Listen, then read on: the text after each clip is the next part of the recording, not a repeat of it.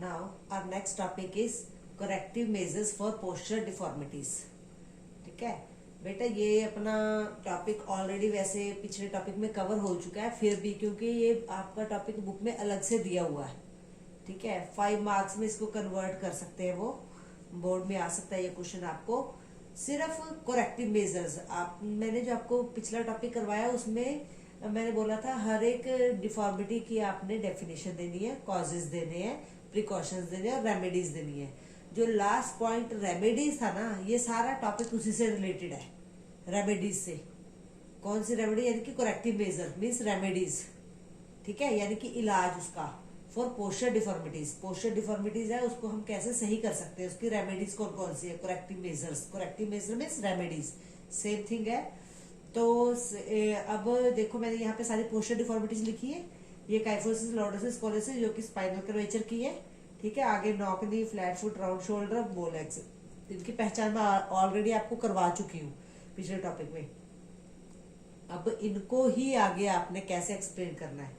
अगर काइफोसिस की ये क्वेश्चन मोस्टली कैसे ऐसा स्पाइनल कर्वेचर की करेक्टिव मेजर्स आप बताइए, ठीक है, या रेमेडीज बताइए, क्वेश्चन आपको आ सकता है। या पर्टिकुलरली इनमें से 2 या 3 पोस्चर डिफॉर्मिटी उठा के आपसे पूछ सकते हैं अलग से, ठीक है। तो सिर्फ आपने क्वेश्चन ध्यान से पढ़ना है कि आपको पोस्चर डिफॉर्मिटी को डिफाइन करने के लिए बोला है या सिर्फ करेक्टिव मेजर्स पूछी है उनकी। ये दोनों अलग अलग क्वेश्चन है, ठीक है। अब करेक्टिव मेजर बोलोगे कि मैम ने तो बोला था करेक्टिव मेजर सिंपल से 3 पॉइंट बताने हैं, ठीक है। तो ये 5 मार्क्स में हम कैसे कन्वर्ट करेंगे? बेटा बहुत ईजी है।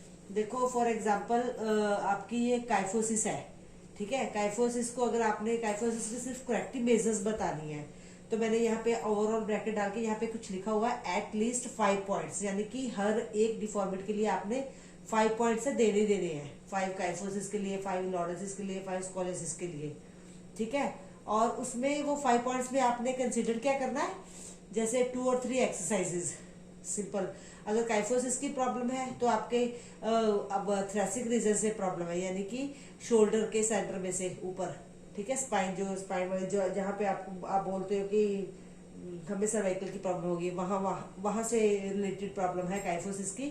तो उसको हमने ठीक करने के लिए एक्सरसाइज कौन सी करनी है, और उसमें क्या है कि हमारी गर्दन आगे को झुक जाती है, गर्दन को पीछे ले जाना है, यानी कि हमने बता देना है, जैसे सिंपल सा बता सकते हैं, चेयर पे बैठ के हमने हाथ है वो पीछे प्रॉपर लेके जाने हैं और अपनी गर्दन है वो पीछे लेके जानी, खींचनी है, ठीक है। तो सिंपल सी ये एक्सरसाइज हो गई।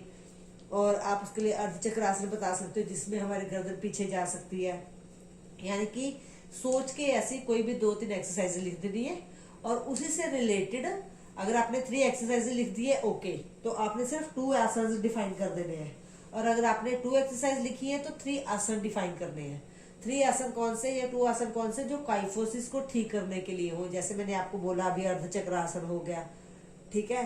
तो इसी से रिलेटेड आपका हो जाएगा हल आसन हो सकता है आपका, ठीक है। तो अलग अलग आसन आपने इसमें बताने हैं काइफोसिस को ठीक करने के लिए। शीर्ष आसन हो गया आपका, तो उसमें सिर्फ आसन में आपने क्या बताना है, सिर्फ उसकी टेक्निक, ठीक है, कि आसन लिख के, जैसे मैंने बोला कि अर्धचक्र आसन लिख के उसको अपने करना कैसे है, यानी कि सीधे खड़े हो जाना है, अपने हाथ दोनों ऊपर उठाने हैं और अपने पीछे की तरफ है थोड़ा धीरे धीरे झुकना है। सिर्फ इतना ही आपने लिखना है, यानी कि उसकी टेक्निक क्या है, सिर्फ वो लिखना है। तो सोचो अगर आप एक एक्सरसाइज बता रहे हो, डिफाइन कर रहे हो, दूसरी एक्सरसाइज डिफाइन कर रहे हो, उसके बाद एक आसन डिफाइन कर रहे हो, तो दूसरा आसन, तीसरा आसन, यानी कि 5 पॉइंट्स हो गए।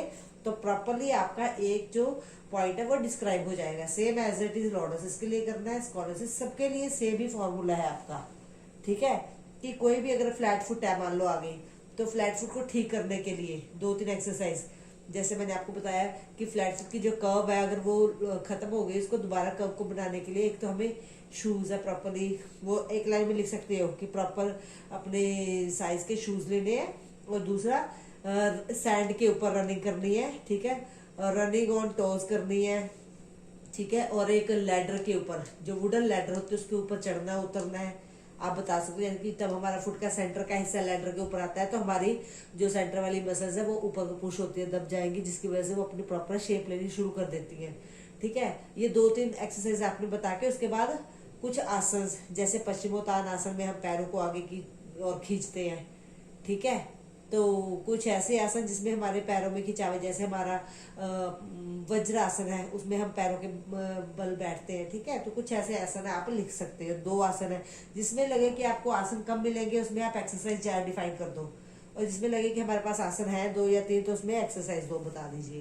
तो ये सिंपल सा ये क्वेश्चन है। ऑलरेडी हमने जो उधर पॉइंट है जहाँ पे आसन के नेम दिए, यहाँ पे आसन की टेक्निक है वो डिफाइन कर देनी है, तो वो उसमें आपका प्रॉपर पूरा क्वेश्चन है वो कवर हो जाएगा, ठीक है। हर एक डिफॉर्मिटी के लिए 5 पॉइंट्स आपने देने ही देने हैं। तो बुक में आपको ये प्रॉपरली एक्सप्लेन किया हुआ है, एक्सरसाइजेस बताई हुई है, साथ में आसन बताए हुए बहुत। इसके लिए ये बहुत जरूरी है कि आपको आसन की पहचान होनी चाहिए। अगर आपको आसन का नेम लिखते ही उसका पोस्चर आपके माइंड में आ जाता है, तभी आप डिफॉर्मिटी के अकॉर्डिंग है आसन को चूज कर सकते हो। तो you have to learn the asana properly, technique उनकी आनी चाहिए प्रॉपरली आपको, ठीक है। इसमें रेक्टिफिकेशन आपको यानी कि क्रैम्पिंग करने की कोई जरूरत नहीं है। सिर्फ आप जो प्रॉब्लम है डिफॉर्मिटी उसको समझिए, वो हमारी बॉडी में कहाँ, और उसको करेक्ट करने के लिए हम कौन सी एक्सरसाइज हमारे लिए बेनिफिशियल रहेगी कि उसमें उस जगह को प्रेशर पड़े, ठीक है, जिसकी वजह से वो ठीक हो सके। तो उस हिसाब से आप पहले सिंपल सी एक्सरसाइज आप लिख देनी। जैसे मैंने आपको इसमें बताया, लॉर्डोस इसमें बताया, जो आपका जिसमें आपका पेट है बाहर की ओर निकला हुआ नजर आता है, तो पेट को अंदर करने के लिए हम ऐसे एक्सरसाइज बता सकते हैं। सीधे खड़े होंगे, झुकना है आगे की ओर, नीचे फ्लोर को टच करने की कोशिश करनी है, ठीक है। तो पश्चिमोत्तान बता सकते हो, बैठ के आगे की ओर झुकना है, ठीक है। तो कहने का मतलब है उस प्रॉब्लम को सोचिए और उसके अकॉर्डिंग आसन और एक्सरसाइज है आप लिख सकते हो इजीली। जनरल सा क्वेश्चन है, एक बार बुक रीडिंग ले लोगे आपको तो ये क्वेश्चन समझ आ जाएगा, ठीक है।